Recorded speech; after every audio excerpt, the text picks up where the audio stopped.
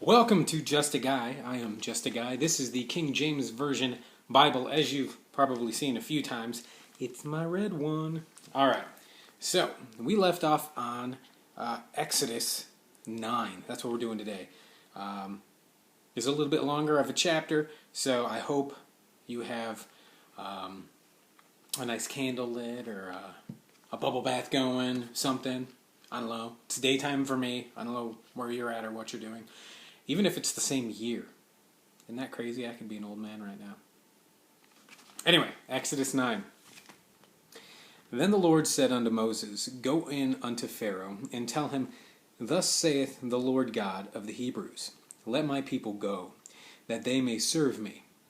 For if thou refuse to let them go, and wilt hold them still, behold, the hand of the Lord is upon thy cattle, which is in the field, upon the horses, upon the asses, upon the camels, upon the oxen, and upon the sheep.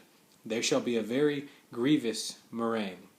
And the Lord shall serve between the cattle of Israel and the cattle of Egypt, and there shall nothing die of all that is in the children of Israel. And the Lord appointed a set time, saying, Tomorrow the Lord shall do this thing in the land. And the Lord did that thing on the morrow. And all the cattle of Egypt died, but the cattle of the children of Israel died not one.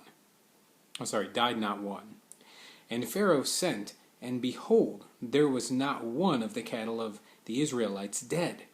And the heart of Pharaoh was hardened, and he did not let the people go. And the Lord said unto Moses and unto Aaron, Take to you handfuls of ashes of the surface, and let Moses sprinkle it toward the heaven in the sight of Pharaoh. And it shall become small dust in all the land of Egypt, and shall be a boil breaking forth, with blains upon man and upon beast throughout all the land of Egypt. And they took ashes of the furnace, and stood before Pharaoh, and Moses sprinkled it upward, up toward heaven. And it became a boil breaking forth, with blains upon man and upon beast. And the magicians could not stand before Moses because of the boils, for the boils was upon the magicians, and upon all the Egyptians. And the Lord hardened the heart of Pharaoh, and he hearkened not unto them, as the Lord had spoken unto Moses. And the Lord said unto Moses, Rise up early in the morning, and stand before Pharaoh, and say unto him, Thus saith the Lord God of the Hebrews, Let my people go, that they may serve me.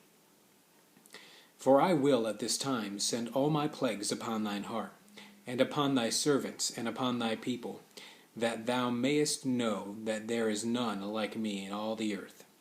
For now I will stretch out my hand, that I may smite thee and thy people with pestilence, and thou shalt be cut off from the earth. And in very deed,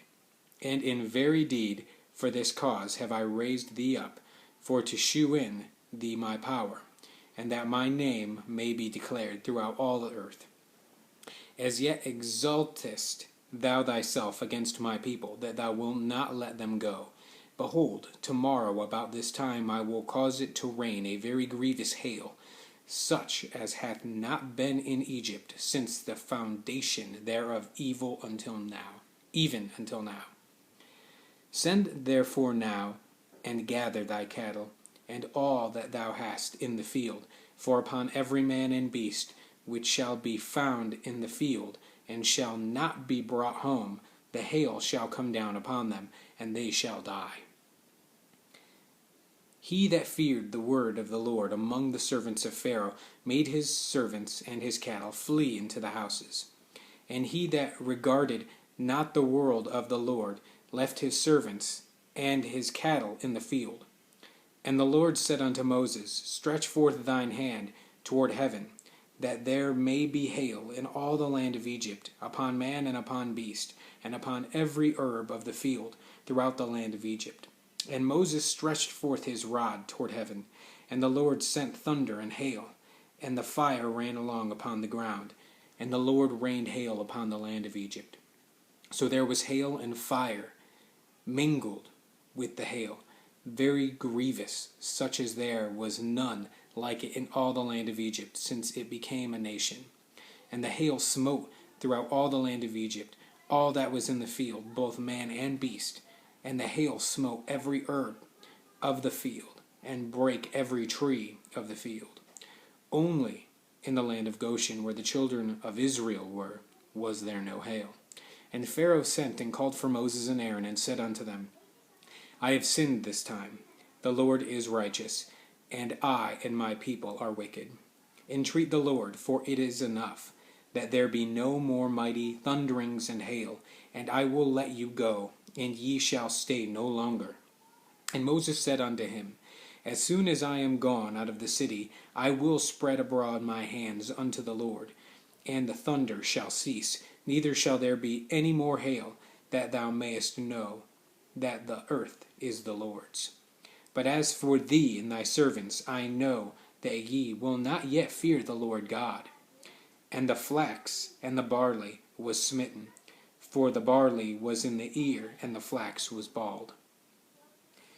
But the wheat and the rye were not smitten, for they were not grown up. And Moses went out of the city from Pharaoh, and spread abroad his hands unto the Lord. And the thunders and hail ceased, and the rain was not poured upon the earth. And when Pharaoh saw that the rain and the hail and the thunders were ceased, he sinned yet more, and hardened his heart, he and his servants. And the heart of Pharaoh was hardened, and neither would he let the children of Israel go, as the Lord had spoken by Moses. How many times can you lie to God and to God's servants before just the worst possible thing? I think a lot of us know what the plagues of Egypt are, or were. And if not, it's a good thing that you're listening along.